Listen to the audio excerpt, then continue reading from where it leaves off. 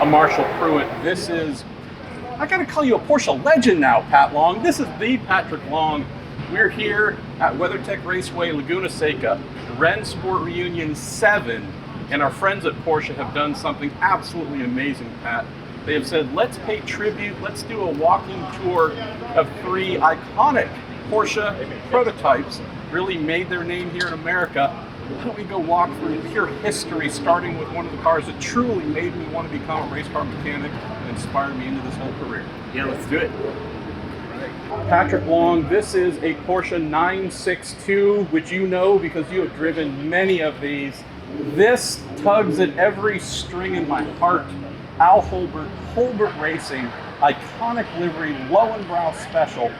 This car, I hate to admit, I've seen this race when it was new here. The second winningest Porsche 962 in America, the IMSA GTP category. This is, for me, and I think many of us, when I think of an IMSA GTP 962, this is it. Tell me about what comes to mind when you see this, knowing where it fits in our heritage. The first thing that comes to mind are those two names, Andile and Holbert Racing. Yes. Being at Rennsport, I get emotional even reading about what Al Holbert and his organization did at the beginning of PMNA, Porsche Motorsport North America as we know it today. Lowenbrow, epic livery, yes. Epic storyline and sponsor with Porsche, but a 962 both on a global level and especially with GTP racing in the US, it doesn't get any more legendary than that. You have spent countless hours strapped into one of these or a version with that 3.2 or more or less flat 6 turbo, 3.2 liters here, a single turbo, single spark, sounds like a dragster when it's warming up. Tell me about the feeling of the whoosh and the boost and the snapping of your head back. These are monsters. Yeah, the powertrain in this is not anything that you want to mess around with. It's big single turbo, lag. When it kicks in, it goes hard. Obviously, the downforce of this car means it has tons of grip, but if you're on cool tires on an outlap, it gets your attention. This might be the most visceral and connected driving experience I've had in any automobile. Wow. So we go from this, right? 84 was the first 962 championships, just winning everything in the world, going to Le Mans, winning there as well. This car really made its name in America, but also in Europe. This car, this 2005 through 2008 Porsche RS Spyder. This one might not have your name on the side of it, but your name was indeed on the side as a factory Porsche, factory Penske driver, American Le Mans Series LMP2, one of the most beautiful prototypes ever made, Pat. You can tell me about racing this in period. What comes to mind when you see this? Yeah, a lot different. Obviously a full carbon tub, 3.4 liter, naturally aspirated, a little bit limited on the air intake to manage the LMP2 rules versus LMP1. 500-ish horsepower? Yeah, still rips. Awesome mid-range, a great sound for the driver. I remember the first time I drove this car in 2005 at Sebring, it was all in white. We were still in development. And the name Penske, for me as a kid growing up, watching Memorial Day morning with my dad, Gasoline Alley, I mean, obviously Mr. Penske, and his story with Porsche over all these years, Mark Donohue all the way back to the 917-30. When I jumped into this car, I realized it might be one of the pinnacle of my driving career, and it lived up to all my expectations. Before we move on to its younger brother, not a crazy amount of horsepower, that 962, 800, 1,000, depending on how much you crank on the boost knob. This not insane amount of horsepower, but the grip and cornering speed. These are louvers in all caps. Look at how aggressive this happens to be. Aero tuning tools. This whole vehicle is just sculpted perfection. Talk about, I'm going through corners at speeds I never conceived. Yeah, I mean, turn 1 flat at Mosport, turning into Road Atlanta with just a light lift. The car made so much downforce at such an early time in the progression. I remember 2 body styles of this car. 2005, they debuted this ar here at Laguna Seca for one race. And then we went into the 2006 championship with Generation 1 body. This is Generation 2, which we had in 07 and 08. And this was the proverbial racing with giants. We were up against the Audi R10. We were up against HPD with their latest spec Acura, which was actually a much newer car. Peugeot would show up with their 908 yes. V12 twin turbo diesels. Yes, in 2007 we were leading overall at the Petit Le Mans. We got a late yellow and we knew we were in trouble because the R10 had so much acceleration on the restarts. But if we could get through traffic, it was more agile, shorter wheelbase, much more of that Porsche DNA of work smarter, not harder, wow. and be efficient. So super fun program. And then we have the newest, this thing, again, pure beauty, yet again, bit of a Porsche fact. They're gonna make a prototype. It is going to please the eyes. 963, Porsche's first hybrid prototype in America, right? Obviously some great history set with the 919 in the WC, but since we're talking American prototype history, this car making its debut, global debut in January at the Rolex 24 at Daytona.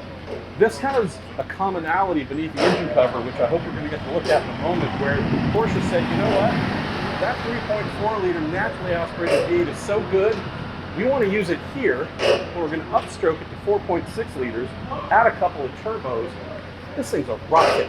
You're going to get to drive this weekend too. Yeah, I am stoked to jump into this car. It's been a long time waiting. I didn't think I would have the opportunity, but yeah, that same base engine that was in the RS Spyder, also in the 918 street car, is now a hybrid in this latest spec, obviously running in Europe in LMDH, here with GTP. Just watched Nick Tandy take it across the checkered flag at Indianapolis for the last IMSA race. 1-2 for Porsche. I love that the partnership with Penske is back together with Porsche. The livery is insane, and obviously all of the technical advances from 15 years ago up till now.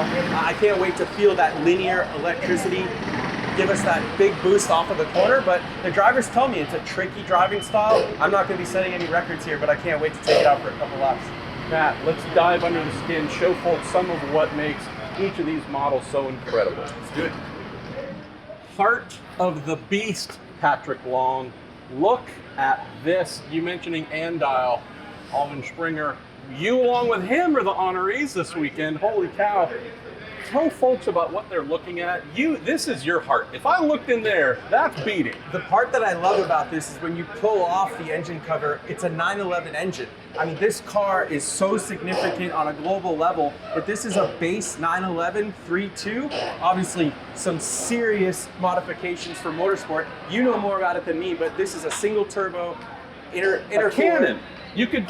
Mortar fire could be shot through this. You look at the size of the turbocharger, but what is this connected to on top, Pat? Because we don't, although we're accustomed to seeing these on 956, 962s, this item here is not something we really see in racing much more in this presentation. Yeah, I mean, the intercoolers, there's a lot of different iterations of the 956 that evolved into the 962. They kept pushing the envelope. This car really reigned at the top of the food chain of sports car racing for so long. The cool part about this, though, is it resembles the intercooler that was under the lid of a 930 Turbo, the car that I had up on my wall as a kid.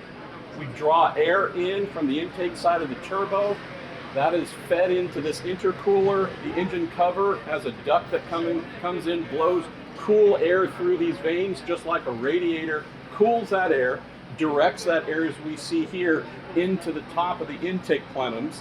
You have some proper Porsche air cooling going on as well for the motor, and then all that gets spun out through exhausts and fired out through this mortar here. Just truly amazing. Don't forget, this guy was an engineer before he was a journalist. He knows his stuff. I'm sad to admit, I've seen this car run when it was new and original, but I'm also really happy because that's pretty amazing. Hey, we'd be remiss if we didn't point out, what's one of the great iconic parts about a 962 running? The chirps. Yeah. The sounds. Here we go with a pair of turbocharger waste gates managing the boost. This thing made 50 trillion pounds of boost, Pat, to make all that horsepower, but as iconic as it gets. And then we move over to the RS Spyder, and it is clean. It is pure. Aerodynamics are thought of in every possible way. Lightness, tell me about this part, because again, you mastered this in the American Le Mans Series for many years. Yeah, much more racing specific when we talk about the base engine, 3.4 liter, naturally aspirated. These were built around the rules in the time. We rolled this car out, as I mentioned, 2005, and that's where the LMP2 specs were. As I understood it, Porsche really looked at the rules. They looked at how to achieve the most success in sports car racing. I remember the Lolas, the little Lolas, the 675s were challenging the P900. 900? Yep, 900. 900 675 versus 900. And so we went LMP2. We had humble expectations in the beginning of going for LMP2 honors, but I think in the back of the mind there was a plan to win some races overall, which we did. It was always a smaller, more scrappy racetracks on Lime Rock Park or a street course, but yeah, this car went to another level when it came to suspension, gearbox, automation, technology, traction control, etc. The intake here, right, smoothly worked in, right, what would have been the second seat. I don't know who was skinny enough to sit in there, not me for sure, but air fed in through this inlet restrictor, comes into the top of the motor, beautiful carbon fiber encasing, all that air raining down into the inlet trumpets. And if you come around and look at the car from the back and you look down on top of it from right here, you'll see the suspension that you mentioned. Right here, for example, torsion bar. Right? This is really truly getting into modern suspension configuration. And again, if you come around to the back of the car and look at it strictly from this direction, we're going to have some commonalities and some interesting things to look at on its younger brother, the Porsche 963, knowing that this motor is exactly what we are carrying over to this brand new hybrid machine. So Pat, for what we were just looking at from the back of the RS Spyder, we have a motor and a profile that should look really similar because it's based on the same exact motor. But what have they done? Well, in the cockpit on the right side is a large battery. That's the part that we charge and then send back out through the axles here. A motor generator unit sits in the middle in the bell housing area here. But again, if you look at the back of the RS Spyder, and you look straight down the back of the 963, there should be some things that stand out. Now, we did mention that we have a torsion bar suspension over there. The back here, it's a more conventional push rod, rocker arm, dampers being compressed. This big key spring, the third damper, that one does a lot of work. But here's the really cool part. So we're gonna take that RS Spyder motor, turbocharge it. Normally you'd hang those turbos off the side, off the exhaust. What did Porsche say? No, we're gonna do something really special with packaging. We're going to have the air intakes on the side of the motor where the exhaust would traditionally be, and then come up with the world's shortest exhaust to power these turbos and place them on top in a hot V configuration. This is wild, Pat. Yeah, I mean, they're pushing the envelope in so many different ways. And then, as you explained to me when we first got around this car, the balance of performance and measuring through the driveline, I mean, the sophistication, again, starting with that same 3.4 liter base, pushing it up to what, 4.6 liters, adding twin turbo plus hybrid, this thing has to be a rocket ship. 680 horsepower or so, that's what they have the class somewhat limited to, but this is truly the peak of Porsche development and technology within these LMDH regulations we call GTP here in America.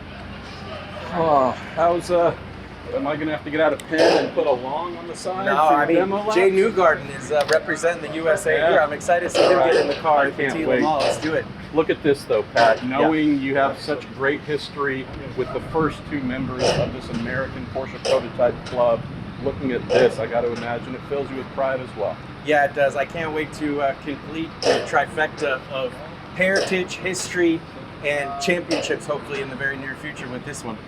Thanks again for taking a little walk with us here, looking at eras upon eras upon eras of Porsche prototypes. These things are so dear to us. Thanks again to Porsche for making this possible. Also our friends at Porsche Penske Motorsport, AO Racing, making all these cars available. How often do you get something as cool as this to do? It's only Wednesday, Pat. We got 4 more days of Rennsport to go. If you can, make sure you get here. WeatherTech Raceway Laguna Seca, Rennsport Reunion 7, everything on social media, hashtag RR7.